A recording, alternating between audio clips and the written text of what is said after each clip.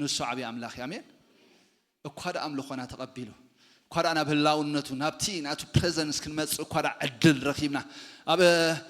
ሮሜ ምዕራፍ 5 ከም ይብለና ሕጂ ብእምነት ካብ ጸደቕና ምስ ኣምላኽ ብጎይታና ኢየሱስ ክርስቶስ ሰላም ኣሎና ቦ ናብዚ ዝረኸብናዮ ጸጋ በእምነት ምእታው ዝረኸብና ኢሉ ኣምላኽ መስገን ሃሌሉያ ዋጋ ከፊልና ይኮናን ባሕርን ጣሕርን ኢልና ይኮናን ስጋና በጅሪጥና ጸልጽልና ይኮናን ገና እግዚአብሔር መስገን በኹም በእምነት ኮይንልና ኣሎ ሃሌሉያ በቲ ጎይታና ኢየሱስ ክርስቶስ ኣብ መስቀል ዝገበሮ ስራሕ በኹም ብጸጎ ኮይንልና ክብርን ሽሙ ይኹን ሃሌሉያ ካብዛ ዓቢ ዕድሎት ታያሎ እግዚአብሔር መስገን እስኪ እቲ ሎማዓንቲ እንሪኦ ክፍል ጽሑፍ ከምበበየሞ ኣምላኽ መስገን ሕሪው ሓቢርና ናብቲ ዝስዕብ ቃል ክንከይድና ማለት እዩ እግዚአብሔር መስገን ሃሌሉያ ቀዳማይ ተሰሎንቄ ምዕራፍ 1 ሙሉእ ከምበየ ብሽም ኢየሱስ ጳውሎስን ስልዋኖስን ጢሞቴዎስን እና ማሕበር ሰብ ተሰሎንቄ በእግዚአብሔር አቦናን በጎይታና ኢየሱስ ክርስቶስን ጸጋን ሰላምን ይውረድኩም ኣብ ቅድመ ኣምላኽናን ኣቦናን እቲ ግብሪ እምነትኩምን ጻዕሪ ፍቕርኹምን ትዕግስቲ ተስፋኹምን ኣብ ጎይታና ኢየሱስ ክርስቶስ ከብ ኮርና ኣብ ጸሎትና ኩሉ ሰዕ እናዘክርናኩም ብዛዕባ ኩልኻትኩም ንኣምላኽ ነመስግኖ ኣሎና ኣቱም በኣምላኽ ፍቁራት ኣሕዋትና ምሕራይኩም ስለ ዝፈለጥና ኣባኻትኩምን ምእንታኻትኩምን ከመይ ከም ዝነበርና ከምቲ ትፈልጥዎ እቲ ወንጌልና ብሓይልን ብመንፈስ ቅዱስን ብብዙሕ ምርዳን ካዩ እምበር ብቃል ጥራይ ኣይመጸኩምን ንስኻትኩምን በብዙሕ ጭንቂ ብናይ መንፈስ ቅዱስ ሓጎስ ነቲ ቃል ብምቕባልኩም ሰዓብትናን ሰዓብቲ ጎይታናን ኮንኩም ስለዚ ነቶም ኣብ መቄዶንያና ካያን ዘለዉ ኩላቶም ኣመንቲ ኣርኣያ ኮንኩሞም እምነትኩም በኣምላኽ ናብ ብዘሎ ስፍራ ወፂኣ ኣላ እምበር እቲ ቃል ጎይታስ ካባኻትኩም ኣብ መቄዶንያን ኣካያን ጥራይ ኣይኮነን ተሰምዐሞ ክንዛረበሉ ኣየልየናን እዩ ነቲ ሕያውን ናይ ሓቂ ኣምላኽን ከተገልግሉ ነቲ ካብ ሞውታት ተንሶሞ ካብቲ ዝመጽእ ቁጥዓ ዘድሕነና ወዲ ኢየሱስ ከዓ ካብ ሰማያት ክትጽበዩ ካብ ጣዖታት ናብ ኣምላኽ ከመይ ጌርኩም ከም እተመለስኩምን እቲ ናባኻትኩም እታውና ከመይ ዝበለ ከም ዝነበረን ባዕላቶም ብዛዕባና ባዕላቶም ይነግሩ እዮም ሃሌሉያ ወይታ ንባርከካ ኣሎና ንስኻ ዓቢ ኣምላኽ ኢኻ ስልጡን ኣምላኽ ኢኻ ቃልካ ሕያው እዩ እንሆ بشم يسوع كريستوس كم قالك حيوان كتجبرنا بس عزي بأمنة هاب كريميخ نقرب لنا مخفات قالك يبره نجارتات كاتبه بيهب صحفيو بيسوع كريستوس قالك ختبر حالنا قالك كفتلنا جابير أب قالك أمرات مرأي ككالنا لو ما عندك جابير أبليفت كتجبرنا كابزلنا يوز لدق زبلنا يزبله كله ختوز عنا ختل علنا كتفوسنا ختتعنا منفسهم حداس كتجبر بيسوع كريستوس يا الشمس اللي علخو جابير عبي حيل قالك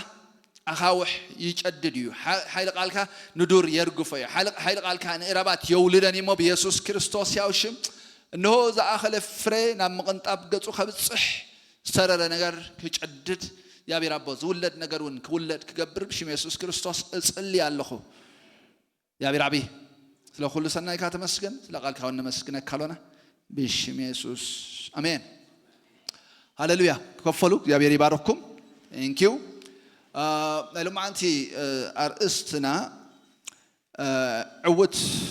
تلأخو زبل كوني أملاخ مسكن آمين عود تلأخو آمين بزعبة عود بزح كونسرن أم نخنلو تولدي ولا ده إنازلنا بزح سب نخعود زي قبرو نجار يلن مالتيو ببزح نجار لعلن تحت نيبل بحري يورد قلا بوتا يخيد متشو بوتا قديفو ناب زي متشو بوتا يخيد نعوت بوتا اللوس لستبهلا مالتيو كمو بزحات كا أبزي ناي مدر نجار تعويتهم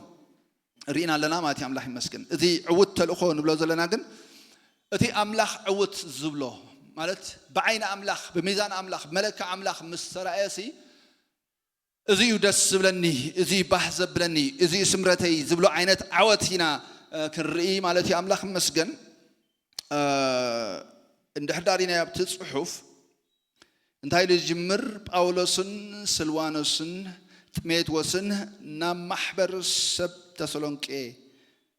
በእግዚአብሔር አቦናን በጌታና ኢየሱስ ክርስቶስን ጸጋን ሰላምን ይውረድኩም ይብል ናብ ተሰሎንቄ ዝተጻሕፈ ደብዳቤያ ሓንቲ ካብተን ኣብነታውያን ወይ ከላይ ብዕውት ተልእኾ ወይ ከላይ ብዕውት ሚሽን ዝተመስረተት ምዃነ ዕውትቲ ዝነበረት ማሕበር ናይ ተሰሎንቄ ማሕበር ያ ነራ ማለት ኣምላኽ ይመስገን እንደ ሕዳሪና እንታይ ኢሉ ኣድረስ ገብራ ዘሎ ጳውሎስን ስልዋኖስን ጢሞቴዎስን ናብ ማሕበር ሰብ ተሰሎንቄ በእግዚአብሔር አቦናን በጌታና ኢየሱስ ክርስቶስን ጸጋን ሰላምን ይውረድኩም አው ገለ ሪፍሬዝ ክገብሮ ይመርጽ ማለት ምክንያቱ ከምቲ በኽሪ ጽሑፍ ወይውን ካለ ኸይከድና እዛ ናይ ትግርኛ ኣብት ጥቆምላ ዲኹም ናይ እስኪ ኸባ ኸስማዓኩም ይራን ቀዳማይቲ ተሰሎንቄ ምዕራፍ 1 ካብ ጳውሎስን ስልዋኖስን ጢሞቴዎስን ናብታ ኣብ እግዚአብሔር አቦናን ኣብ ጌታና ኢየሱስ ክርስቶስን ዘላ ቤተ ክርስቲያን ተሰሎንቄ አኽለናይ እንታይ ሎ አድረስ ገይርዋ እንታይ ፍሉይ ነገር ረኺብኩምላ ኣብዚ በእግዚአብሔር አቦናን በጌታና ኢየሱስ ክርስቶስን ኢልዋሎ ኣብቲ ግን ናብ ሐዋርያ ጳውሎስ ምስ ስልዋኖስን ምስ ጢሞቴዎስን ኮይኑ ክጽሕፍ ከም ዘሎ ናብታ ኣብ እግዚአብሔር አቦና ዘላ ኢልዋ አምላኽ ይመስገን ማሕበር ተሰሎንቄ ክብርና አምላኽ ይኹን ጳውሎስ ኤቤኔዘር አድረስ ገብር ከሎሲ ናብታ ኣብ ናይሮቢ ዘላ ኤቤኔዘር ቤተክርስቲያን ኢሉ ይኮነን አድረስ ገብር እንታይ ላይ አድረስ ገብር ይዝብለና ዘሎ አስተቢልኩም ላዲኹም ያስተዋልኩምላ ናብታ ኣብ እግዚአብሔር አቦናን ኣብ ጌታና ኢየሱስ ክርስቶስን ዘላ ማሕበር ይዝብል አምላኽ ይመስገን ስለዚ እግዚአብሔር ይባረኽ አድራሻና አበይ ይዝብለና ዘሎ ኣብ እግዚአብሔር ክብርን ይሽሙ ይኹን ሓደ ካብቲ ናይ ቤተ ክርስቲያን መጻውዒ ክልተ መጻውዕለት ቤተ ክርስቲያን ድብሎ ቸርች ዝብል ካብቲ እንታይ ድወፀይ ካብቲ ሶሪ ታናይ ጀርመን ቃል ኖ ክሌሻ ይኮነት ካብ ናይ ጀርመን ኪርኪል ዲያት ገሊአት ታናይ ጀርመን ቃል አላ ካውያ ካብላይ ላቲን ቃል ያወፅያ እንታይ ማለት ይኻኒ ዴዲኬትድ ድኾነ ናይ እግዚአብሔር ነገር እንታይ ዝኾነ ዝ ተፈልየ ዝ ተወፈ ሞር ብዛዕባ እንታይ ዘመልክት ማለት እዩ ብዛዕባ ህንጻ ዘመልክት እምበር ብዛዕባ እቲ በታ መንገድ ዝኸይድ ወይ ከላይ በታ መንገድ ዝመላለስ ዘሎ ሰብ አይኮነን እንታይ ዝገብር ማለት አድረስ ዝገብር ታ ትክክል ድኾነት ናይ ቤተ ክርስቲያን መጻውዕ ግን እታ ኤክሌሽያ ትብል ኤክሌሽያ ክምጸኒሑ ታ ኤክሌሽያ ትብል ያ ማለት አምላኽ ኤክሌሽያ ትብል ግን ታያ ተጸዊዖም ወይ ከላይ ተዘቂቆም ናይ እግዚአብሔር ሐሳብን ዕላማን እንታይ ዝኾኑ ዝተፈልዩ ያተስምዕ ማለት አምላኽ መስገን እግዚአብሔር ምጽዋዕና ምስ ፈለየና ኣብ ሰማያት ምስኡ በክርስቶስ ኢየሱስ ታይገርናዩ አቀሚጡና ይክብርን ሽሙ ይኹን ስለዚህ አምላኽ መስገን እታ ናይ ክርስቶስ ኢየሱስ ማሕበር ኣብ ምድሪ ፊዚካል አድረስ እኳ እንተለዋ ሎካል ቸርች እኳ ኮይና እንተሃለወት እቲ ዩኒቨርሳል ወይ ከላይ እቲ አድማሳዊ ዝኾነ ናይ ቤተክርስቲያን ቦታ አገን መኒ አበዩ ኣብቲ ምስ ክርስቶስ ኢየሱስ ምስዋር እዩ ማለት አምላኽ ይመስገን ስለዚህ ኾነ ኸያ ዕብራውያን እስኪ አንብብ አቢለ ክምለሲ ዕብራውያን ምዕራፍ 12 መኾስዶኩም አው ናይ ዕብራውያን ጸሓፍ ክዛረብ ከሎ ብፍሉይ ዝኾነ ሕልፍ ዝበለ ካብቲ ናይ ብሉይ ኪዳን ብዝተፈላለየ መንገዲ ዝተጸውዓና ከም ዝኾና አምላኽ ይመስገን አው ይዛረብ ማለት እዩ ካብ 18 ጀሚሩ ኸምበ ንስኻትኩም ሲ ናብቲ ቢት ዝትንከን بحوي زنددن كرن ناب طاقان صلماتن هرهرن ناب قانا ملختن ناب تيتوم نتقال السمع وسيخو كيزاربوم زلمنلو دمጽ قالن اي بصحخمن ስለዚህ ንሳቶም እንስሳ እንኳን ተኸረን እንተ ተንከስ ብዳርባ አምኒ ይሙት ዝብል ትእዛዝ ክጸርዎ አይ ተኻሎምን ሙሴኳ ፈርህን እምብድበደን አለኹ ሳዕ ዝብል እትትሪት ክሳዕ ክንድዚ ዘፍርህ ነበረ ምስበለ ናይ ብሉይ ኪዳን ይዛረብ ዘሎ ብሉይ ኪዳን ዳህዳሪና ኮይና ዳግማሉና ዘጻአት አሎና ማለት እዩ እግዚአብሔር ንሙሴና መስጸውዖ በዘፍርህ መንገዲ እግዚአብሔር ተራሂቦ ማለት እዩ እግዚአብሔር ነት ህዝብ ክዛረበ ከሎ ሓደ ነገር የሚሎም ድሕር ደግም እግዚአብሔር አይዛረበና ባዕልኻ ተዛረበና እግዚአብሔር ተዛረበካ ዘበለ ሁሉ ንሰምዒና እግዚአብሔር ግን አይዛረበና መታን ከይን ሞውት ክሳብ ዝብሉ ታናይ ብሉይ ኪዳን ክተአቱ ከላ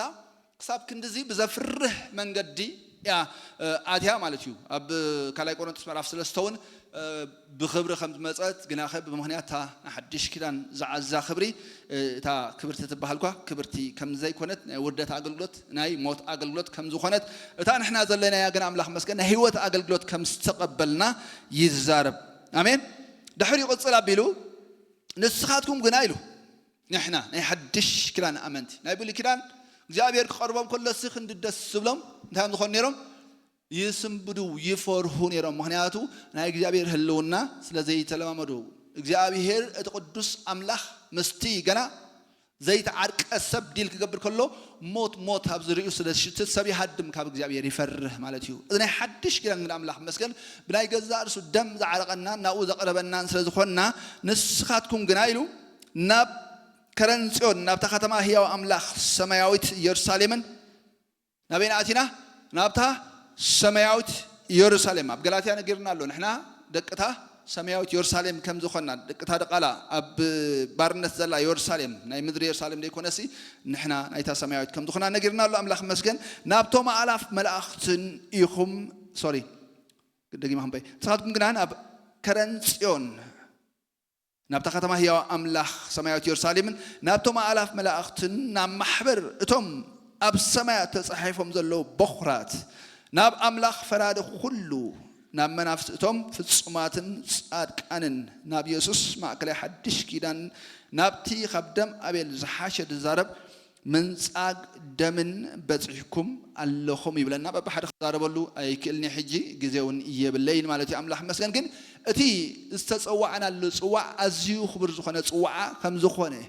بزي أنا نفس منا نساتهم أي بوت حني لنا لو حجي جنا أملاح مسكن نبتم في السمان صادق أني لو مالله أبتقوا بآيات نساتهم سال خريستوس يسوس زموتهم زتبجهم حبراتهم تمناي بالكران أمنتون ناويهم دوس أحوم يبلنا له ناوينا خير نازلنا سلذا أملاح مسكن تسالونك أدرس قبل كله تفيزيكال تسالونك كم شم تقيس والله جناتها محبر جنام تيازله أب سمايات استصورت كم زخنتيو ززارب مالتيو أولوس مس مندلو مس تيميتوس مس سلوانوسن كوينيو عند حدا نذكر كوينا بتخلى أي مسينا وقع زيه نسيلاس سلوانوس يلوذله سيلاسيو نسيلاس بتخلى أي مسينا وقع زيه وسيلو معرف 10 شدش عند حدا جميرنا رينايو أولوس أبي شخص سبق كله منفس قدوس كم زخل كله منفس قدوس أي فقد لون فاينال جن بعلم كرونيا سبعي بليتي نابخه ويكلاي رد أنا نابله كم زرع يمو يا بير كم سو عنا فريد نخا ناو كم زبله فيليبي بجميرو قدامي تجزأت ناي رومي ساسلز بفيليبي بيلو بدحريو ناب تسالونك نبلا زلنا أينيتي أمالتيو حنتي كابتن جزأت ناي تركي ناي غريخيا مالتي أملاح مسجن تسالونك ناي أكايا ناي ميكرونيا وانا ختم أنيرا ناي أكايا خا بعل كورنثوس نيرن مالتي سلازي ناو يقصي زخيد زلو إذا تسالونك وانا ختمات رايدي كونت ناي كل بوتاتات مرخبي حابيان متحلال في أنيرا مال سلازي اتشم كابي متين دحدايلنا ألكسندر ذا جريت نفلتين ألكسندر ذا جريت مالت ودخن عمتي مويتو تم تاريخ تفلتو ودي 33 عمت يمويتو ألكسندر ذا جريت مالت نعلم كبيجو مش هلو بناي غريخاوي بحلن بناي غريخاوي قانقان فلسفنا بناي غريخاوي قلصي اركتكتشر سي انت خبرنا عالم حدا خبر له تبغيسو مالتيو قنيعو دو تهلنا قنيعو سليطو ስለዚህ ኣብ ምድሪ ብዙሓት ዝሰልጦም ሰባት ኣለዉ ዝቐንዑም ሰባት ኣለዉ ግን ፋይናሊ ምስ ሰማይ ሊንክ ስለደይከውን ምስቲ ዘልዓለማዊ ዝኾነ ናይ እግዚአብሔር ሓሳብን ምኽርን ዝተተሓሓዘ ነገር ስለዘይከውን ፍራስትሬት ይኾኑ ማለት እዮም ስለዚ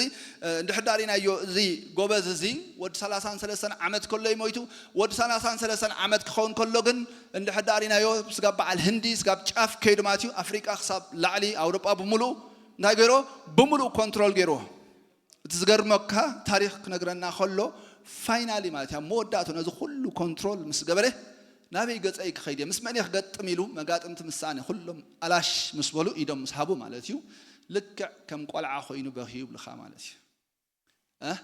what next ዝብልሲ መልስሲ ይንሉ ኣብ ምድሪ ትጎዮ ጉዕዞ ማለት እዩ ገለገለ ሰባት ብትምህርቲ ይኸዱ ፋይናሊ what next ዝብል መልሲ ይስንሉ ማለት እዩ ገለገለ ሃብቲ ይእክቡ ለዛ ሃብተምካ ንዘመንካ ሙሉእ ንውልድ ወለዶ ዝኸውን ስለዛ ኣከብካ ዕውት ኢኻ ማለት ኣይኮነን ኣብ መጽሓፍ ቅዱስና ንሰብኣይ ታይሉ ኣሎ ኣታዓሻ ሰብኣይ ኢሉ ኣሎ ህይወትካ በዛ ለይቲ እዚኣ ስለዚ እንድሕር ደኣ ነገራትካ ሁሉ ኣብቲ ናይ እግዚአብሔር ዘላለማ ዝኾነ ኣጀንዳን ሓሳብን ዘይተጠሚሩ እንድሕር ደኣ ዘይተኣሲሩሲ ለካ ዓወት እውን ማይ ክጥዕመካ ክእል ማለት መወዳቱ ማይ ክጥዕመካ ክእል ሓደ ሰብ ፈልጥ ይኾም ማለት እዩ ተማሂሩ ኣቢሉ ኩሉ ነገር በጽሕዎ ማለት እዩ እዚያን ስቲል ግን ፋይናሊ ኩሉ ነገር ትርጉም ክህቦ ሲኢኑ ዋስ ኔክስት ዝብል ናይ ህይወት ትርጉም ሲኢኑ ማለት እዩ ናይ ህይወት ትርጉም ኣብ በኒ ዘሎ ኣብ ክርስቶስ ኢየሱስ ጥራይ ዘሎ አሜን ስለዚ ኣምላኽ መስገን ጳውሎስ ግን ብዛዕባ ዞም ሰብ ተሰሎንቄ ክሓስብ ከሎ ብዛዕባታ ካልኣይቲ ምሴናዊ ጉዕዞ ክሓስብ ከሎ ደስ ኢልዎ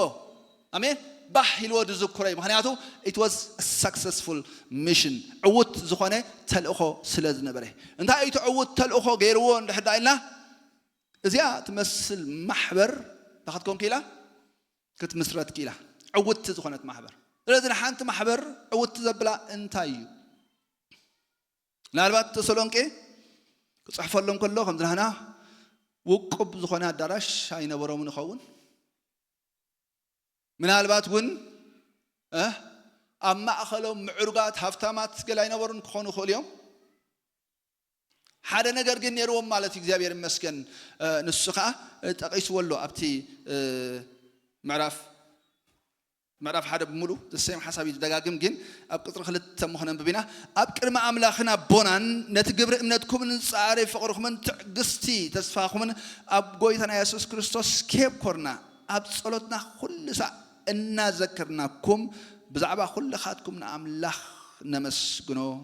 ኣሎና እቱም በኣምላኽ ፍቁራት ኣሕዋትና ምሕራይኩም ስለ ዝፈለጥና እንዳበለ ይቕጽል ማለት ኣምላኽ ይመስገን ስለዚ ጳውሎስ ሰለስተ ሰናብቲ ምሶም ሕሊፉ ሰለስተ ሰናብቲ ማለት ሰለስተ ክልተ ሰሙን ክኾና ኸላይን ማለት እዩ እንድሕር ቀዳም ኣትዩ ሶኒ እንድሕር ዳወፅዩ ክልተ ሰሙን ካብውን ክኾና ኸላይን ወይ እውን ወርሒ እውን ክትከውን ትኽእል እያ ማለት ካብውን ላዕሊ ግን ምሶም ኣይፀንሐን ምዞም ሰባት ኣይፀንሐን እቲ ደየፅንሖ ምክንያት ግን ፈትዩ ዘይኮነሲ ብምክንያት እቲ ካብ ኣይሁድ ዝመጾ መከራ ስደት ብድሕሪኡ ኸዓኒ ኣብ መንጎኦም እውን እቶም ኣባላት ናይቲ ማሕበር ወይ ከላይ ናይቶም ሕጂ ናብ እምነት ዝመፁ ዘለዉ ሰባት እውን ከይተረፈ ወሕስነትን ገለን ስለ ዝሓዙን ሴፍቲ ነትናቶም ድሕንነት ኢሉ ተሓገም ዝገበረ ናብ ቤርያ ገጹ ከም ዝኸደ ኣብ ቤርያ እውን ተመሳሳሊ ተኸቲሎሞ ከምኡ ከም ዝገበሩ ናብ ኣቴንስ ገጹ ከም ዝኸደ ይነግረና እቲ ጽሑፍ እንድሕዳና ምዕራፍ 17 ግብረ ሐዋርያት ከድና ማለት እዩ አሜን ስለዚ እዚኣቶም ናይ ሰለስተ ሰንበት ኣመንቲዮም ዞም ናይ ሰለስተ ሰንበት ኣመንቲ ግን ድሓር እንድሕዳሪናዮ ጳውሎስን ጢሞቴዎስን ስልዋኖስን ካብ ቤርያ ገዲፍዎም ይኸይዱ ጳውሎስ ንኣቴንስ ከይዱ ኣብ ኣቴንስ ስከደ ግን ቀልጢፎም ክመጽኦ መልእኽቲ ኣመሓላሊፍሎም ወይ ትእዛዝ ኣመሓላሊፎምሎም ድሕሪኡ ኣብ ቆሮንጦስ እዮም ጆይን ዝገብርዎ ማለት ኣብ ቆሮንጦስ ኮይኖም ብዛዕባ ሰብ ተሰሎንቄ ከዛርብዎ ከለዉ ግን በቃ ብዛዕሚ ዘገርመካ እንዳበሉ ብምግራም እዮም ዝዝክርዎ ማለት እዩ ኣምላኽ ይመስገን ዘገርሞም ግን ከም ዝበልናዮ ብዙሕ ኣባላት ኣይኮነን ብዙሕ ክስታይ ኣይኮነን ሓደ ነገር ማለት እዩ እቲ ናይ ቤተ ክርስቲያን ዝዓበየ መለክዒ ሰለስተ ነገራት ኣንቢርና ኣሎ ማለት እዩ ኣምላኽ ይመስገን ንስኻ እንታይ ኢልና ኣሎ ኣብ ቅድመ ኣምላኽናን ኣቦናን ኣብ ቅድሚ ሰብ ኣይኮነን ሰብ ክሪኦም ከሎ ኣይኮነን ግን ብናይ ኣምላኽ ሚዛን ብናይ ኣምላኽ መለክዒ ክረኣዩ ከለውሲ እግዚአብሔር በቃሉን ብሓሳቡን ክመዝኖም እንከሎ ሰለስተ ነገራት ተራእይዎም ማለት እዩ ኣምላኽ ይመስገን አሜን ግብሪ እምነትኩምን ጻዕሪ ፍቕርኩምን ትዕግስቲ ተስፋኹምን ኢሎም ኣምላኽ ይመስገን አሜን ሃሌሉያ እምነትና ከመይ ኣላ ዘምራን ከመይ ኣሎ እምነትና ብሎ ብእምነት ክንኣምን ከም ዘለና ዛረበ ነይረን ርብዓንቶይ ኣብ ልዕልቲ ምሕረትን ፍቕርን ማለት እዩ ኣምላኽ ይመስገን አሜን ስለዚ ከመይ ኣሎ እምነትና ነገራት ክመጽእ ከሎ ነገራት ቻሌንጅ ክገብረና ከሎሲ ፈርምሊ ነቲ ቃል ሒዝና ነቲ እግዚአብሔር ዝሃበና ሓሳብ ወይ ከላይ مخري حزنا دو النبل سبات دينا ويسي بقى نق فرق النبل ويكلاي سنكلكل النبل سبات إنا عندنا خاني نا إمنت سقمتاتنا خمي الله نعوت ممزني انتهى اللوكا امنتهى بصيحة انتهى غيركا ايكونن እግዚአብሔር ናይ ሰባት ትራንስፖርተር አይኮነን ላሞ ክትፍጽም ምኽሮ ክትፍጽም ከቦታና ቦታ አንቀሳቀሰካ ይኸል ግን እንታይ ጌርካ አዘኝ ዶፍ ዘደይ በእምነት ዝግበር እንታይ አለው ይብለናል ግብሪ አለው ግብሪ እምነትኩም ይብል አምላክ መስገን ክትገብር ከለኻ አሙኻ እንዳራኻ ኩነታትካ እንዳራኻ ንፋስን ደበናን እናራኻ ዲኻ ወይስ ንእግዚአብሔር አሚንካ ናይ እምንቶ ወይ ከላይ ናይ እምነት ስጉምቲ ኢኻ ትስጉም ኩሉ ግዜ ንርእስና ታንገብር ክንሓትት ማለት ከም አቤኔዘር ናይ እምነት ስጉምታት ንኸይድ ኣለና ዲና ወይስ yes we are limited ምንም ዓቅም የብልናን ሪሶርስ የብልናን ምንም ነገር የብልናን ይልና ዲና ዘለና ወይስ ከም ቤተ ክርስቲያን ክንሓስብ ማለት አምላክ ይመስገን አሜን ዞም ሰብ ተሰሎንቄ እምነት እንድሕራ አለ ኮይኑ እንታይ አለ ይብለና ዘሎ ግብሪ አሎ ታ እምነቶም ስታይ ነበረትን ሞቲ አይነበረትን ከምቲ ጳውሎስ ይልዎ ዘሎ ማለት ከምቲ አባኻትኩም ዝገብር ኃይሉ ካብቲ ንሕና እናሐስቦን ከምቲ አባና ዝገብር ኃይሉ ካብቲ ንሕና እናሐስቦን እንልምልምኖን እምብዛዕ እዚ ዝገብር ዝካሎ አምላክ ይኽእል አምላክ ይመስገን አምላክ ሊሚት የብሉን ደረት የብሉን አምላክ መስገን ግን እንድሕርዳ ክገብር ኮይኑ ምሳና ይዝገብር በእምነት ምሳና ኮይኑ ይዛዓይ ማለት አምላክ መስገን አብ ህይወትና እንለማመዶ ኃይሊ አብ ህይወትና እንለማመዶ ነገር ኩሉ አዚዩ አገዳሲ ማለት አምላክ መስገን ስለዚህ ግብሪ እምነትኩም ይብል እምነት አላን የላን በመንታ ካትፈልጦ ማለት ይሰብ በቲ ዝገብሮ ምንቀሳቀስ በትናቱ አክሽን ኢኻ ትፈልጦ ማለት ሰለስተ ነገራት አቅንቂሉ እንደገና ናተን አይተን አቲቲዩድ ናተን ግብሪ ኢኻ ይዛረብ ጻሪ ፍቅሩኩም ብዙሕ ግዜ ፍቅሪ ኢሞሽን ኮይኑ ይስማዓና ፍቅሪ feeling you ኮይኑ ዝስማዓና ግን of course ጽቡቅ ፊል ንገብሪና ነትነፍቅሮ ማለት አምላክ ይመስገን ጽቡቅ ስምዒት ግን ካው ዝሐለፈ ናይ ሓድሽ ኪዳን ወይ ከላ ናይ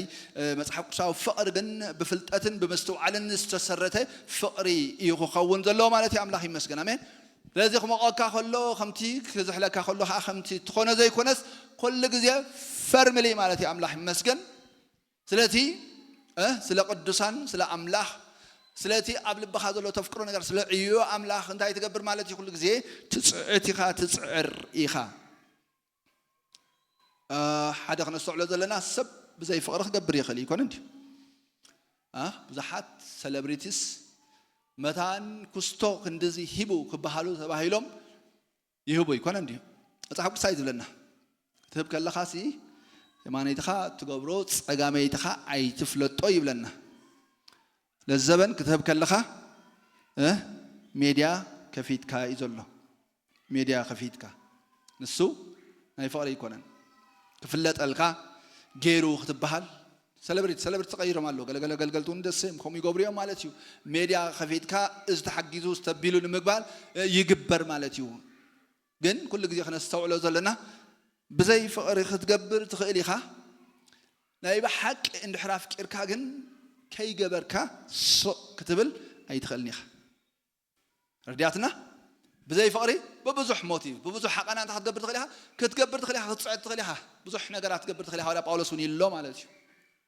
سجاي من داد حليفة أنت زبط فقر خبزه اللون له تجبر تخليها مالتي جن تتصبط نجارات جن أملاح مسكن بزي فقري كي جبركا كتب لا يدخلني تبفقري تجبرون غيري أنت هاي تخون مالتيو نباري تخونه ويا كلاي زلق إيتها زلوا أب سمايك أد حفلك أمين هلا تتعرف فقرهم يلوم دعنا تجستي تسفاهمن يبلو مالو إذا مسوازي أتوم ببزح صعبة يوم توانجلنا وأمتيو بنا خام لحم مسكن بناي منفس قدوس حقوس تايجرمه تقبلمه أمين تحقوس زغبرو من تايم صعبة يكونن ጸባ ዳይመጽ ይብለና መጽሐፍ ቅዱስ ትዕግስትኻ ምፍታን ምፍታንካ ተስፋ ይብለና እግዚአብሔር ይባርክ አዳይ አብሮም የምዕራፍ 5 خرخ ለና እንድሪ ነርና አብነ ሓዳሪ እግዚአብሔር መስገን እዞም ሰባት ዚያቶ በመከራ ሓልፍ ከለው ጸባ ሓልፍ ከለው እቲ ጸባ ውሒጦም አይኮነን ደው ኢሎም እቲ ጸባሲ ናብ ምንታይ ወሲድዎም ማለት እዩ ናብ ትዕግስት ገጽ ወሲድዎም ፍቱናት ኮይኖምሲ ተስፋት ነቲ ናይ ጎይታና ኢየሱስ ክርስቶስ ምጽአት ዝጸባበዩ ዓይነት ሰባት ኮይኖም ከም ዝወጹ ኢና እንሪ ስለዚ ኣብ ተስፋ ሁሉ ግዜ ታያሎ ትዕግስት ኣሎ ሰብ እንድሕዳ ተስፋ ቆሪጹ ማለት እዩ እንድሕዳ ናይ መወዳታ ጽልምት ኢላቶ ገመድ ይሰቀል ናይ ብዙሓት ሰባት ጸገም ኮኒ ክትሪኦም ከለኻ እንታይ ኮይኑ እንታይ ወሪድ ወይ አኻትብል ኩሉ ግዜ ሰብ ርእሱ ክሰቀል ከሎ ገል ማለት እዩ እንታይ ስለ ዝኾነት ያ ፋይናል ተስፋ ትበሃል ነገር ጽልምት ምስ በለቶ ሰብ ድሕሪታ ይገብራ ይፈልጥን እዩ ማለት እዩ ተስፋ ኣብ ዘለዎ ግን ወላ ክንድጎቦ ዝኸውን ጸገም ኣብ ቅድሚኻ ተኸሚሩ ተሃለወ ብትዕግስት ታይኾኒ ይስገር አሜን ለዛ አምላክ መስገን ኣብ ስደት ዘለና ሰባቲና ይርዳእኒ ብዙሕ ነገር ንሐልፍ ኢና ገና ከእግዚአብሔር ኣብ ዙፋኑ አሜን በተስፋይና እንሰግሮ አሜን ስለዚ ከም ዝገሩ ይገልጾም ማለት እዩ ግን ነዚ ዘዳልዎም እንታዩ በኸመዮም ናብዚ ነገርዚ ተዳልዮም እንታዩ ሓጊዝዎም እንድሕዳ ኢልና አው ይምልሰልናይ ማለት እዩ አቱም በአምላክ ፍቁራት አህዋትና ምሕራይኩም ስለስፈለጥና ተቀዳመይቲ ደወር ኢሌክትስ አሜን ደወር destined for salvation ድሕነት እንታይ ዝኾነዮም ሰመደቡ ሰባት ነይሮም አምላክ መስገን ምሕራይኩም ስለስፈለጥና ይብላል ጳውሎስ ምሕራይኩም ስለስተፈለጥና ኦኬ does it mean ለይተሓሪዩ ሰባት ካለው አምላክ እዝናይ ሕሬት ነገር ከሐስብ ከለ ክምድብ እንከሎ ሰባት በመን ይመድቡ በክርስቶስ ኢየሱስ ይመድቡ ክብርና አምላክ ይሁን አሜን በመን ይመድቡ በክርስቶስ ኢየሱስ ለቶም በክርስቶስ ኢየሱስ ዝኾኑ ዘበሉ ሁላቶም ንመንግስት አምላክ ተመድቦም ክብርን ሽም ይሁን ስለዚህ ከሐንሳብ ናብ ክርስቶስ ኢየሱስ ዝጸዋዕናሲ አማይ ኢሌክት ኦር ኖት ኢንሻአላህ ሓሪዲ ተሓሩ ክንገለልናሲ ታይ ንገብረሉ ነገር እንጠራጠረሉ ነገር አይኮነን እግዚአብሔር ንብዘላ ዓለም ንምድሓን ዝኸውን ሙሉእ ዝኾነ ዋጋ ከፊል አምላክ ይመስገን ነቲ ዝተኸፍለ ዋጋ ምላሽ ንዝሃበ ዘበለ ሁሉኻ እንታይ ይግበር እዩ እቲ ምድሓን ይዋሃብ ማለት ስለዚ ጳውሎስ ግን ምንታይ ምሕራይኩም ስለዝፈለጥና ዝብል ዘሎ ስፔሲፊክ ዝኾነ ጋይዳንስ ዳይሬክሽን ካብ እግዚአብሔር ስለዝተቀበለ ማለት አምላክ ይመስገን ምክንያቱ ኣብ ኤሽያ ፈቲኑ አይ ድሕር ታገርዎ እግዚአብሔር ናብ አውሮፓ ገጹ ጋይድ ከም ዝገበሮ ስፔሲፊክ ዝኾነ ፉሊ ዝኾነ መልእኽትኻ ከም ዝረኸበ ለዚ እግዚአብሔር ይመስገን መንፈስ ቅዱስ ሓደ ግዜ ኣብ ዘይነድማዓሉ መታን ስቕኢልና ኸይንደክም ታይገብሪ እግዚአብሔር ይዛረብ አሜን ስፔሻል ጋይዳንስ ይቢ ቆሮንቶስን ኮሚሉ ኣሎ ኣብዛ ከተማዚያ ዝድሕና ተስፋ ቆሪጽ ጳውሎስ ሞገለ ክብል ከሎ ተዛረብዳ ሱቅ አይትበል ኣብዛ ከተማዚያ ታይልዋኒ ዝድሕና ነብሳት ኣለዋኒ ኢሉ አምላክ መስገን ድሕሪ ምስ ቀጸለ ዓመትን ፈርቃን ዝኣክል አው ከም ጸንሐ ካው ኮይኒ ኢኻ ነዛ ደብዳቤ ድጽሕፈሎም ዘሎ ንሰብ ተሰሎንቄ ማለት ናይ ሰብ ተሰሎንቄ ግን ብዘየማት መንገዲ ምርሒት ረኺቡ ስለዝኸደ መጀመርያ ፊሊጲ ነታ ሊድያ ሸያጢት ቀያሕሪ ክዛረብዎን ከለዎ ብትኽስታይ አምላክ ልባ ከፈተላ ይብለላ ብሳመነትካ ምስ ኩሎም ስድራ ቤታ ከም ተጠምቀት ይነግረና ማለት አምላክ ይመስገን ድሕሪኡ ጳውሎስ እቲ ጽቡቕ ነገሩ እንታዩ ስትራቴጂክ ዝኾነ ካይዳ እዩ ዝኸይድ ማለት እዩ እዚኣ ካፕተን አሌክሳንደር ዘግሬት ማለት እዩ ዝደኮነን ከተማታት ሓንቲ እዛ ተሰሎንቄያ ማለት እዩ ተሰሎንቄ ናይ መቄዶንያ ዋና ከተማ ኢለኩም ኣለኹ እንደገና ከም ወደባዊት ከተማያ እንደገና ብዙሕ ናብ ብዙሕ ቦታታት ያለዋ መተሐላለፊ መንገዲ ኣለዋ ምስ ኩሉ ቦታታት ያተረኽ ማለት እዩ ብባሕሪ ኾነ ብምድሪ ስለዚ ኣብ ተሰሎንቄ ማሕበር ከፊትካ ማለት ኣብ ተሰሎንቄ ማሕበር ሰሪትካ ማለት ሶሪ ከፊትካ ናይ ዘመኑ ቋንቋ ማሕበር አይክፈትኒ ማሕበር ታይ ዝኸውን ይትከል አሜን ስለዚህ አምላክ መስገን ኣብ ተሰሎንቄ ማሕበር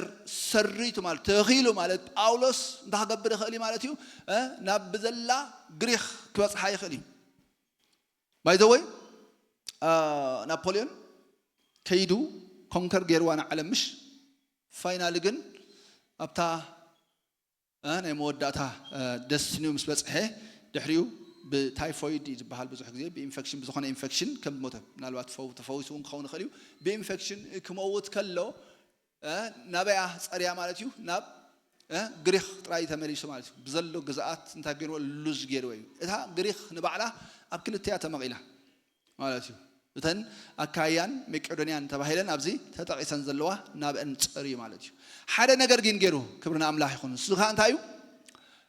لك نعلم بقانقان ببهلن بتيناتو بزنبر الزمناوي اركتكتال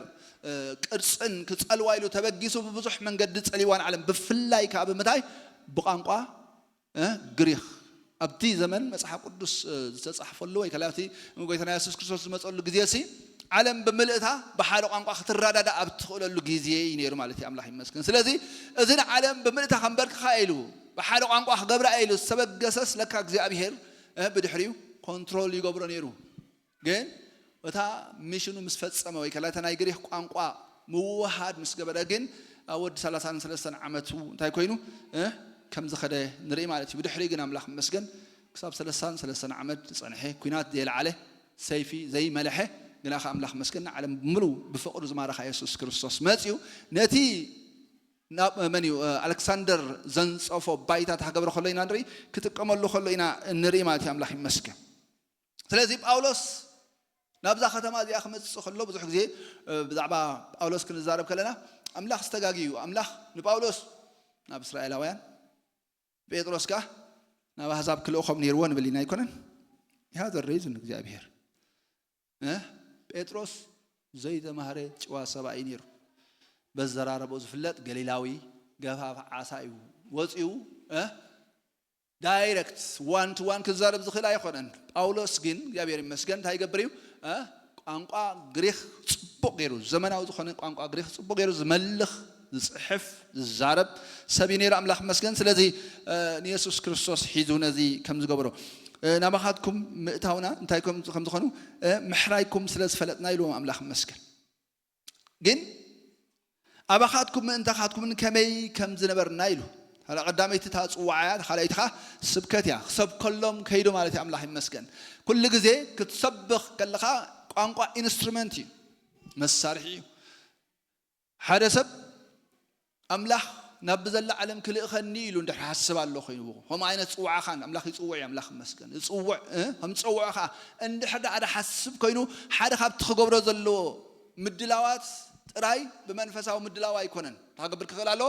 ናይ ቋንቋ ምድላውን ክገብር ከም ዘለዎ እግረ መንገድና خرئنا خلينا ማለት እዩ ድሕሪኡ አባኻትኩም ምን ተኻትኩምን ከመይ ከም ዝነበርና ከም ትፈልጦ ጳውሎስ በይኑ ዝጓዓዝ ኣብ ድመሰዮ ዘይሐድር ሰብ አይነበረን እንታይ ነይሮም he has a team ነይሮም አምላኽ መስገን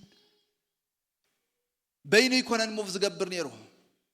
راي ناي سبات تيم زي يكون خاني بناي منفس قدس حيلي ببزح مردا بناي منفس قدس رتعي بناي كلام لا خرت استمل السب كان يرو እግዚአብሔር ይመስገን ስለዚህ ከም ዝይብል ማለት እዩ ከም ትፈልጥዎ እቲ ወንጌልና ኢልወሎ ወንጌልና እቲ ወንጌልና ኢልወ ዘሎ ናተይ ወንጌል ክብል ደል ይኮነን ናት ብስራት አይኮነን ግና ሓደ ነገር አለው ጎይታና ኢየሱስ ክርስቶስ ከዛረብ ከለፍት ምዕራፍ 17 ክልተ ነገር ተዛሪብሎ ማለት ያምላህ ይመስገን ነቶም ዘሃብካኒ ናትካ ነበሩ ንዓይ ሃብካኒ እንታይ ገበርኩም ስምካ ገለጽ ኩሎም ኢላ አምላህ ይመስገን ድሕሪቅ ትሕት ኢልኻ ቃልካ ሃብክዎም ንሳቶም ካ እንታይ ገበሮ ተቀበልዎ ኢሉላ አምላህ ይመስገን አብው ደስ ብለን ቃላላ ላምባኖ ትብል ቃል ወሲድካ ሲ ናትካ ዋንነት ጌርካ ተቀመሉ መኻልያ ተስምዕ ማለት ያምላህ ይመስገን አሜን ስለዚህ ጳውሎስ እቲ ወንጌል ምስተነግሮ እንታይ ገይርዎ ወሲድዎ አካል ህይወት ይገርዎ ካውን መታን ክካፈል ይለን ርእሰይ ንሰብክ ሰብኮ ጥራይ ደይኮነ ንሰብክ ነግሮ ጥራይ ደይኮነ ሲ ንርእሱን ተማቃሊ ናይቲ ናይ ወንጌል በረኸት መታን ክኸውን ኣብ ቀዳይ ቆሮንቶስ ምዕራፍ 9 ቁጥር 23 ኮም ይልናሎ ተኻፋሊት ወንጌል ክኸውልን ወንጌል በሙሉ ርእሱ ታይ ዝገበረይ ዝሃበ ሰብ ነይሩ አምላኽ መስገን ኣብ ሮሜ ምዕራፍ 1 ቁጥር 17 ካብ ክዛረብ ከሎ እቲ ወንጌል ኢልዎ ቦኻ ኢልዎ በወንጌል ማለት አምላኽ መስገን ጽድቅ አምላኽ ካብ እምነት ናብ እምነት ይገሃል ኢሉ ወንጌል ቅድምና ሄዳው ከመኻን ጽራው ነዛአመን ዘበለ ሁሉ ኃይል አምላክ ንምድሓን ይስበለ ወንጌል ኃይል አምላክ መኻኑ ይፈልጥ እዩ ወንጌል ትራንስፎርም ናይ ምግባር ዓምን በቃዓትን ከም ዘሎ ይፈልጥ እዩ አምላክ መስገን ስለዚህ በሙሉ ልብ ታገሮ መጽይዎ ከምዚ ስፖንጅ ንማይ ስሕብ ዘብለ አምላክ መስገን እቲ ወንጌል ታገሮ ወይ ተቀቢል ወይ እግዚአብሔር ይመስገን ስለዚህ ወንጌልና خبل ከለሲ እትስ ተቀበልኩ ወንጌል ህይወተይ ዝቀየረ ናብራይ ዝቀየረ እንደገና ናብ ከምዛ አይነት ሚሽን ካብ ነታ መንገድ ምጽራር መሊሱስ ታይ ዝገበረኒ ዝክላኽ ዝገበረኒ ወንጌል ንخبل ወንጌልና ይግኒል ወዘሎ ወንጌለይ ጥራይ አይበለን አምላክ መስገን ምስኡኻን ዑዙ መስለ ሰባት በዓል ጢሞቴዎስ በዓል ስልዋኖስ ስለዝነበሩ አሜን ስለዚህ ከም ትትወልጥዎት ወንጌልና በኃይል በመንፈስ ቅዱስን በብዙሕ ምርዳን ብዙሕ ጊዜ ኃይል ይخبሃል ከሎ ኃይል ይخبሃል ከሎ ናውምረና ዝመጽ ፈውሲ ናውምረና ዝመጽ ታዩ ምንጋፍ ኦፍ ኮርስ ወንጌል ኮም ይገብር አሜን አሜን ነክሰም ተዛዓየለ ወይ ከላይ ተዛዓበ ናይ ወንጌል ኃይል ግን እግዚአብሔር መስገን ንሰብ ከሞት ናብ ህይወት ከምጽኸለዩ ካብ ጸልማት ናብ ዘገርም ብርሃን እቲ ናይ ርጥዒ ኃይሊ ዝሐየለ ናይ ወንጌል ኃይሊ አሜን ጎይታና ኢየሱስ ክርስቶስ ካብ ደቅሰብ ካብ ዝተወልዱሲ ከም ዮሐንስ መጥምቅ ዘዓቢ የለን ካብኡ ዝነስግና ከዓቢ የለን አይኮነን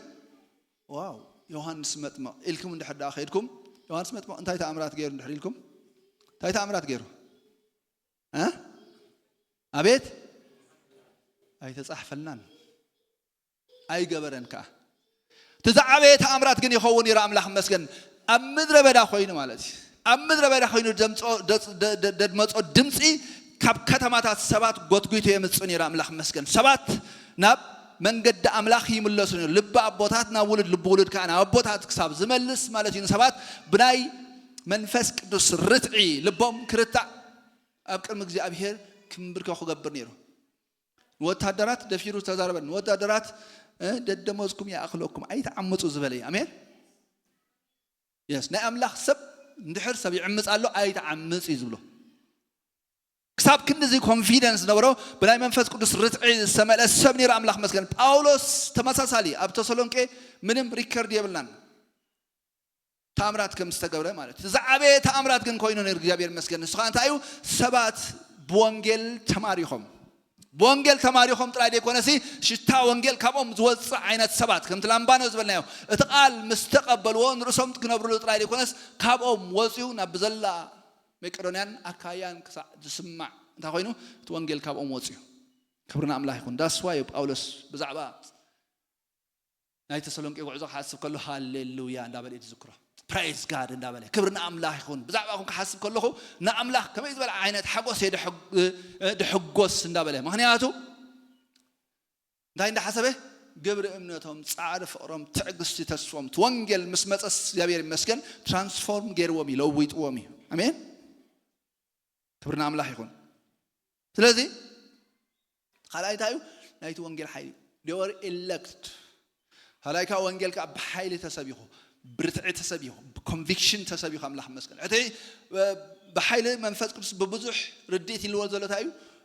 ብዙሕ ግዜ ኃይሊ ምስ ናይ መንፈስ ቅዱስ ራሒና ነተሓሕዞ ግን እንታይ ማለት አምላክ መስገን ፍላይ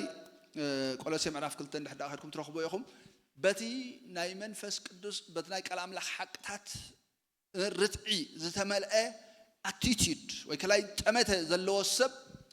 በብዙሕ ምርዳ ዝተመለሰብ ብርጥዒ ዝተመለሰብ አምላክ መስገን ከዛረቦ ከሎ ኻት ቃልካት ሃይገብር እዩ ልብ ሰብ የነድድ እዩ ልብ ሰብ የቀልጥ አምላክ መስገን ሰባት ናምታይ ይመልስ ናብ ምእዛዝ ይመልስ ስለዚህ እቲ ዝተሰብ ከሎም ቃል በቃል ጥራይ አይመጾምን ቃል ጥራይ አይመጾምን ርጥዒ ነይርዎ ናይ መንፈስ ቅዱስ ቃል ክወጽእ ከሎ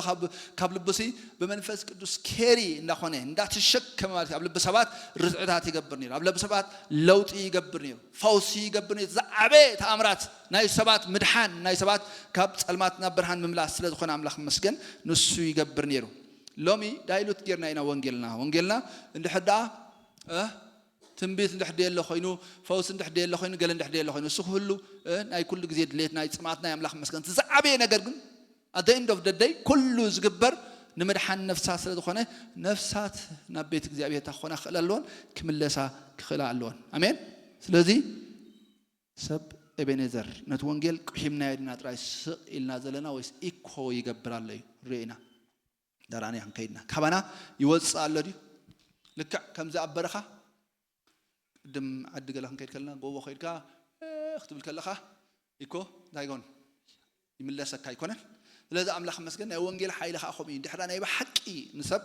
ተንኪፎ ናይ በሐቂ እንድሕዳ ንሰብ ትራንስፎርም ገይርዎ ጉስም አቢልዎ ይኮነን ስቅ ዝብል አይገብሪ ይነገር አሜን አይገብሪ የውሪ ይሰብኽ ይመስክሪ ማለት አምላኽ ይመስገን ስለዚህ بهم تراي مزقكم نسخاتكم ونيلو ببزح ጭንቂ بناي منفس قدوس حاجوس نتقال بمقبالكم سعبتنان سعبت قويتنان كونكم تا نيكست زمصات تاع مالتي إلكت خمزو خون فليتي مالتي املاح مسكن كيدو سبي كلهم تا دحري ازمصات ግን ናቱ ይኮነትና አይቶም ሰቢያ سعبتنان سعبت املاخن كونكم يبل املاح مسكن ጳውሎስ ሰዓብት ኸጥሪሉ ዝህርድግ ዝብል ሰብ አይኮነ ባይ ዲፎልት ግን ሰብ ወንጌል ከተሪኦ ከለኻ ሁሉ ግዜ መጀመሪያ መላኽ ኮንካ አስማዕ ብዙሕ ቦታታት ኮም እንኳን ይፍናል ማለት ካላይ ግዜ እስካም ንሪኦኩም ሲ መላእኽት ድዮም ሰብዮም ኢናን ብል ነርና ብለኻ ማለት ሕጂ እግዚአብሔር ዝህበካ ሞገስ አሎ እግዚአብሔር ዝህበካ እንታይ አሎ ፌቨር አሎ ማለት አምላኽ ይመስገን ታ ፌቨር ቲ አግን ስኻይ ኮንካን ኤክስፕሎይት ትገብራ ናበይ ኻ ዳይሬክት ትገብራ ናብ እግዚአብሔር ናብ መስቀል ገጽካ ኻንታይ ትገብራ ዘለካ ሪዳይሬክት ተዘይገርካያ ምልእት ወንጌል አይሰበካን ሰባት ምስ አምላኽ ክሰጥሙ ክሰምሩ አይገበርካዮም ስኻ ሙቭ አብ ትገብረሉ ግዜ ታኾንዮም ንድሕሪት ክምለሱዮም ስለዚኦም ሰባት እዚኣቶም ኢሚቴተርስ ይዝብለና አምላኽ ይመስገን ኢሚቴተርስ ማለትዮም ነቲ ዝተቀበሉ ሓቅሲ ታይ ዝገብሮ ኤክሰርሳይዝ ዝገብሮ ዝለማመዱ ሰባት ነይሮም ክብርን ሽሙ ይኹን ዋው ስለዚህ ስኻትኩም ከ በብዙሕ ጭንቂ بزيقدس أبا بزيقدس ጭንቂ نو نذا ዝረኸብካ ብርሃን ነበር أي حداني زبل عين السبات نيرو نذا استقلت اللي حقي أصنع حزائي نتي بخرستوس بخوم مستوحب نتصدقي تحقبره أصنع حزائي أي فنوني ذا عينته همتي يوب زبوله مالتي يوب نتناتو صدقي يو نحن أجن بخرستوس يستوحب صدقي قالوا لنا أملاح مسكن أمين لذي بمزح ጭንቂ بناي منفس ቅዱስ ሓጎስ نتقال بمقبالكم سعبتنان سعبتي ጎይታናን ኮንኩም መስበለሽዑ ውጽኢት ሪዛልት ቁጥር 7 አሜን نحنا نسرح حبي مسيلكم ابتي نحنا كنترول نغبرو نسرحمو انفست نغبراو ውጽኢት ክመጽ በግዲ እንደ حدا ናይ በሐቅ መስቃሉን ምስ መንፈሱን ኮኔክት ኮንኩም ማዓስ የዳ አድምስክር ከይበልኩም መመስካር ናይ ዴይሊ ናይ ማዓልታዊ ህይወትኩም ከሆነ ንያቱ ቃላት መሊኡኒ እሞ ኢላ አምላኽ መስከን አሜን እታውሽ ዘሎ መንፈስካ ታይ ገብረና ያለው ይድርኸኒ አሎ ቃል ዘመልእሰብ ምስ ክርስቶስ ኮኔክት ዝገበረ ናይ እግዚአብሔር ሐሳብን ምኽርን እንታይ ዝገበረ ኣብ ህይወቱ ኬሪ ዝገበረ ሰብ ስቅ ብላ ይኸልኒ አምላኽ መስገን ታገብር ይጀምር ክድረኽ ይጀምር አሜን ክድረኽ ይጀምር ይደርኽኩም አሜን አሜን ነገር አይደርኽኩም ወራ አይደርኽኩም ጻጋም አይደርኽኩም ናይ እግዚአብሔር መንፈስ ግን ይደርኽኩም አሜን ሃሌሉያ ስለዚህ ነቶም መቄዶንያን አካያን ዘለው ሁላቶም አመንቲ አርአያ ኮንኩ መጀመሪያ ዘረባ ይኮነን ዝቅድም አሜን ናይሎም ጴንጤ በቃ እንተ ሻጢር ካዲኻ እንተ ኤሎከንት ኮንካ ተዛሪብካ ከተምን ጥራይ ካትደለ ማለት እዩ መጀመሪያ አርአያ ኹን አካይዳ አደብ ትማሊ እንደحዳ ተሰረቕ ነርካ ተግባር አዳውካ እንዳሰርሕካ ጻዓር ማለት ዓመጽ እንደحዳ ነርካ ዓመጽ ዋይ ተንድዕምጽ ዝነበረ አዳው ምስ ክርስቶስ ኢየሱስ ተሰቂለኔን በል ልሕሪኡ ክትዛረብ ከለኻ እስከተድምዒኻ አምላኽ መስገን አሜን አሜን ደኽሰም ስለዚህ ነቶም መቄዶንያን አካያን ዘለው መቄዶንያን አካያን ኢሎኩሜ እንታይ ዝነበረን ናይ ግሪክ ግዛአት ዝነበረን ድሕሪ አሌክሳንደር ግን ክልተ ነገስታት እዮም ናሕድሕዶም ታቆይቶም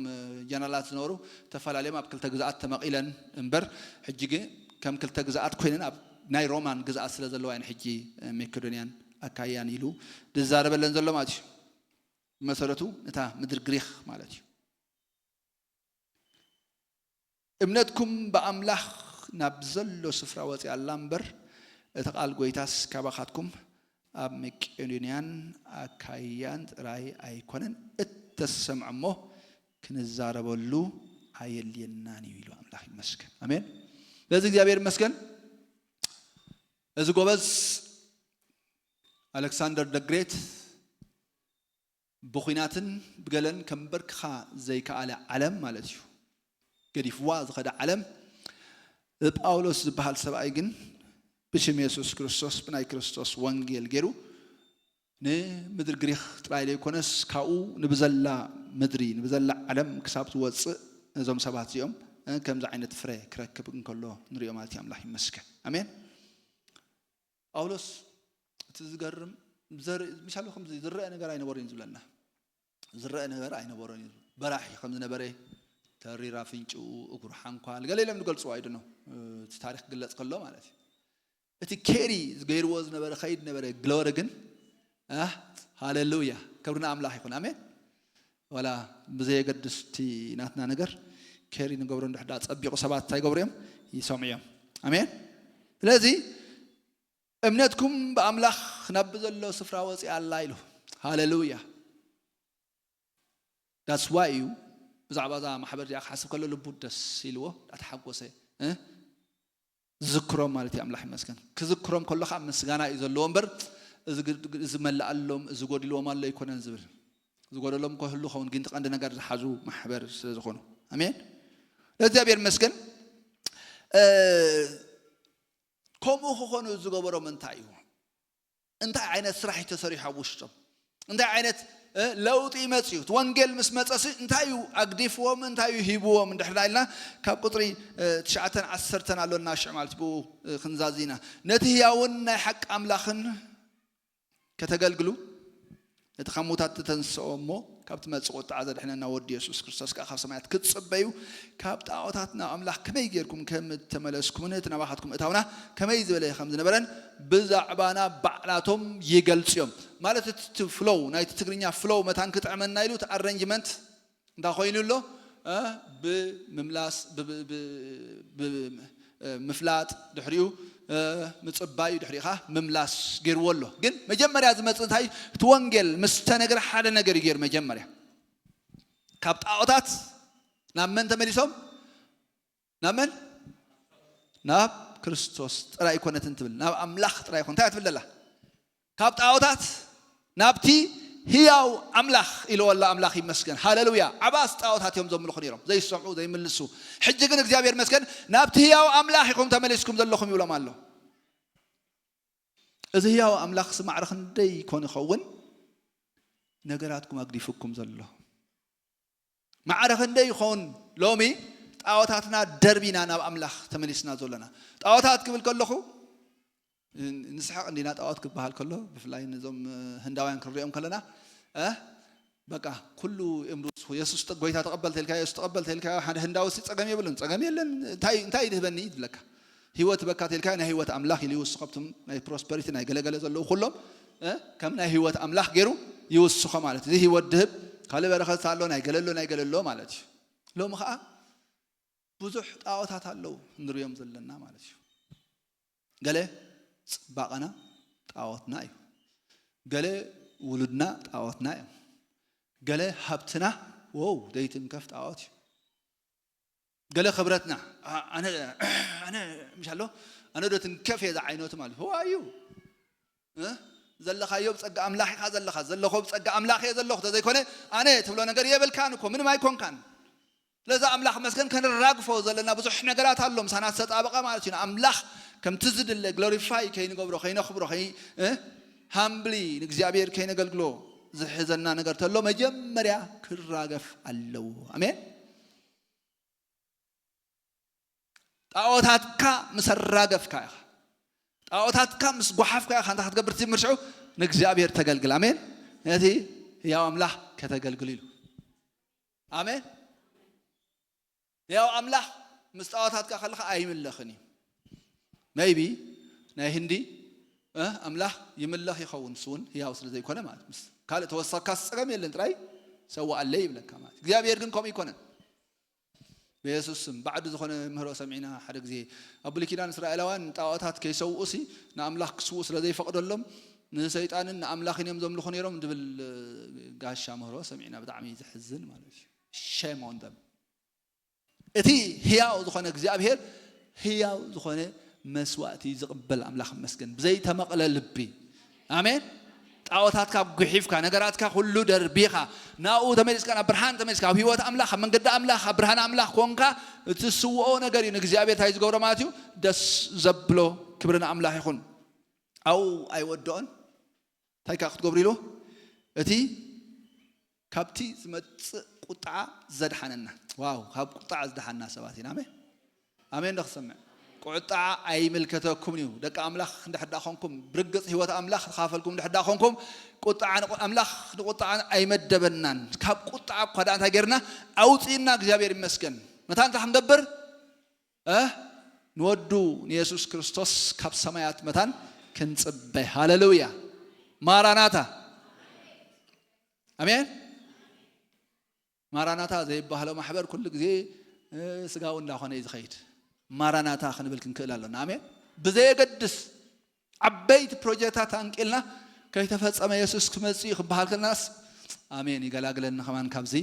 عبيد صور كن بالكن كلالنا وا زي أخي بالكوا سعرنا إذا درهم كوا بروجيكت خي بلعه سبيت حاجة خد الله خي تمرعه أي ترد أكان ما تناي سماي نجار لذا أملاح مسجن حدا نجار يبلا الله أولو سابزي حدا خبتي اتوانجل مسمت أزجورم تأتاتهم كراقف جيروم نتيا أملاح كجلجلو جميرهم كجلجلو ترادي يكون خا يسوع كمسي لامسي كتصب يجميرهم كمان أو الرما بيلوم الله مونياتو كم ذا صباح دمس مسيلهم صراحة قال ما لنجدي فم كأستا خوينا مات باسيفلي كون كان خرصوص تقبله يسوع تاين دعبر كه تقبله إن جلجل كايلو الله أملاح مسكن أمين نتيا أملاح كتجلجلو إن جلجل كخان يسوع تصبيه يسوع كمسيون دحدا بهال كاسي كرانك كتتصعدوا لك أي تعصوني خا ديستورت الدخان مرداتها كويس لنا قال ساعات كويس يسوع كمسي تهيل تباهلهم صوم صلاتين يوم دوجو يسوع سي مالت بودو من قد أملاح أي قبرن نديو انتينا نبدل لنا مالتي يسوع next week next Sunday كمسي تزولكم ذا صوم زيادة يوم قبركم رجعتني يا خلا خاتكم صوم صلات معتهم حكيده صحف كنت أيد ولا نازل له نتياو أملاح كيجالجلو كتعاتنا اللو نعاتن كله سبات كابس المات كتمنزع نبي وات أملاح سبات كتعدم أملاح من هاي مودات هدول هاي مودات عدل توهيبات كلان دبل كان سبات هتقبر نام منجس أملاح كتملس مهنياتو حد يجزي كوسيول إزيد شور كم زني جون كيرز ولا ما أدري نايب حكي سيول الله الكات أمن يلو مسارحته هو يلو أنا 5 سنوات كذا أمن نير تزخون يراب زخوف هاي بالكون يلو مالش تايم قبل كون يرجع مخد كو نبذات في العالم موت أخون يريلو كاب عايشعو نحن نسرحو ريزاين غير نهاجر هند خيدو إذا مودرن ميشنرز بهالنجر إذا يمرلنا سب أي مالتي أمين እግዚአብሔር በዓለማው ገር ተዛሪ ቦ ስለዚህ ኒ ወዱ ኢየሱስ ክርስቶስ ተንገብር ክንጽበ ተጸዋዕና ሰባሲና ማዕረኽ እንደይ ልብና ንክርስቶስ ናፈ ማዕረኽ እንደይ ልብና ምስ ሰማይ ኮኔክት ድኾነ ኩሉ ብዝኽ ክንገድፎይና ኩሉ ተርፊ ዙ ምድርዚ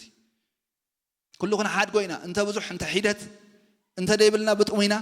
ሰማይ ክንርከቢና አሜን كبرنا أملاح يكون تزعبي تسفانا خاص تبارك تسفانا خاص يا أملاح مسكن جين حدا نجار كن حسب لنا أبزم درز خساب زلنا أو تاتنا دربنا مستيا أملاح نلقب كهنا قلقلو أملاح مسكن نجنا ها نتي كاب سماي زقلص كاب سماي سقطع هذا حننا يسوع كريستوس كان هنقبر كن قبله أمين كن تصبيه حرر كم نبلو كن نافقه أملاح يدلي الله لبنا ما راح ندين كريستوس ينافقه بس وقفنا رأسنا حتى تينا تسينا هنصلينا هاللويا yes Lord ماراناتا بلوسكي yes ready تكونكم ماراناتا بلو align تقبروا نجد زلكم نجد تلو ماراناتا زين جن align تقبري بلو ماراناتا خم بالكن دحريت بلو نياتو بزي قدس بقبرنا بصرحنا ببقعتنا أيقوننا أملاخ مسكن نسو كابتز متسقطعة سلزاد حننا يملح زد حننا سبعة سلزاد خنا كمل يسوع كبهال كل أملاح مسكن مراناتا زبل سبيريت كلوانا ማራናታ አሜን ኢየሱስ ነዓ ድብል መንፈስ ከልወና አምላኽ መስገን ናይ ጎይታና ኢየሱስ ክርስቶስ ምጽአት ክትጻባኽ ለኻኻ ገለ ውህበት ጸጋ ይጎለካን ይልናሎ አሜን ዳሮንጥስ ምዕራፍ 1 ቁጥር 9 እንድሕዳ ኸይና ነቲ ናይ ጎይታና ኢየሱስ ክርስቶስ ምጽአት ካብ ሰማይ ክትጽበዩ ከለኹም ሲ ገለ መንፈሳዊ ውህበት ኳ አይጎድለኩም ይልናሎ ሃሌሉያ የስ እግዚአብሔር ይመስገን እስኪ ሎማዓንቲ ሰብ ተሰሎንቄ ተናኢዶም ደብዳቤ ተጽሕፍ ብዛዕባ ኤቤኔዘር እንታይ በለ ጳውሎስ እንዳበልና እናሐሰብና እስኪ አምላኽ መስገን ጣዖታትና ንደርቢ ለአእምሮና ዝሓዘ ልብና ካብትኒ ክርስቶስ ኢየሱስ ዝኾን ገርህነት ዝወሰደ ካብቲ ንክርስቶስ ኢየሱስ ዘለና ቀንዓት ዝወሰደ ዘበለ ኩሎም ማዓንቲ ንራግፎ እስኪ ንደርቢዮ የስ ድርቢዮ ኣለኹ በልዎ ድርቢዮ ኣለኹ የስ ሕያው አምላኽ ኢኻ ንስኻ ትጥበር አምላኽ ኣይኮንካን መታን ከምቲ ሓሳብካን ከምቲ ምኽርኻን ከገልግለካ ሎ ማዓንቲ ዝድርበ ዘበለ ድርቢ ኣለኹ በልዎ እስኪ ንደርቢ ልበይ ናብ ሰማይ የቕንዑ ኣለኹ ንምቕባል ወድኻ ኢየሱስ ክርስቶስ እቲ ተባረኸ ተስፋ ሓስብ ኣለኹ በልዎ አምላኽ መስገን ሃሌሉያ ሃሌሉያ ቦና ንባርኻካ ኣለና የስ زاربنا أملاخ سمعنا أملاخ بارخوت وايد صحيح له وانجيل حيلخا وانجيل برهان كات قال صلنا سازل خاتم السكن بيسوس كريستوس يا وشم حجي قبل بسبب رتعتات كونه تصلي الله رتعتات زي قال برتعي كوت قال بكونفيكشن بحيلي كوت ويتها بيسوس كريستوس يا وشم قبل بنفس وقف من قنا قبر تصلي الله راما ما كورانا ما قاسات هرديا أتادك إسكا الله خموتا تنس كريستوس كخبر حالك أيتوا لخم تصحفه بشم يسوع كريستوس كابدك اسم برباري يخونه كموت بتنسى يخونه بيسوع كريستوس يا وشم قويت هاي عملاس يخون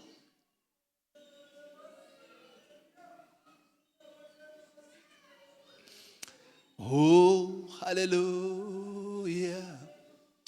يس بروح منفسك سرتي قبل أن نولوجه يس مبرهات እግዚአብሔር ልብሰብሲ مبرهات እግዚአብሔር ንብዘለው ሻጥል በቃ ይጎራጉሮ ይልናል አምላኽ መስከና እግዚአብሔር መንፈስ የመላእክተና እንድርቤው ዘለና እንጎሕፎ ዘለና የስ ዝጎተሰና ዘበለ ሁሉ ክንድርቢ ሪአጋሶ ታርዲያ ካናናማሶ ፓራዳና ጋሲያ